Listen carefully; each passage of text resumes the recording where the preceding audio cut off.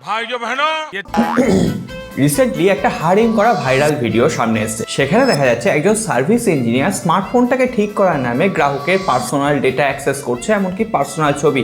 এক্ষেত্রে তোমরা যে কোনো সময় কিন্তু বিপদে পড়তে পারো, আর মেয়ে হলে তো কোনো কথাই নেই। তাই জন্য ফোনটা সার্ভিস সেন্টার বা অন্য কোনো অপরিচিত ব্যক্তিকে দেওয়ার আগে অবশ্যই এই সেটিংসটা একবার অন করে নাও।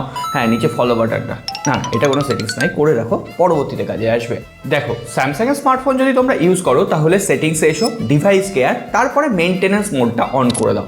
এটা অন করে দেওয়ার সঙ্গে সঙ্গেই তোমার এই স্মার্টফোনের ভেতরে একটা সেপারেট স্মার্টফোন অন হয়ে যাবে, যেখানে তোমার কোনো রকম পার্সোনাল ডেটা থাকবে না। একদম নতুন অবস্থায় যেমন স্মার্টফোন ছিল ঠিক তেমনটা দেখাবে। আর হ্যাঁ, যখন মেইনটেনেন্স মোড থেকে বেরোবে তখন আবার তোমাকে ফোনটা রিস্টার্ট করতে হবে, ফিঙ্গারপ্রিন্ট দিতে হবে, তবে তুমি তোমার পার্সোনাল ডেটা অ্যাক্সেস করতে পারবে। আর এটা শুধুমাত্র স্যামসাং নয়, তোমরা যদি ভিভোর স্মার্টফোন ইউজ করো তাহলে সেখানে নিউ ইউজার একটা অ্যাড করে নিতে পারো।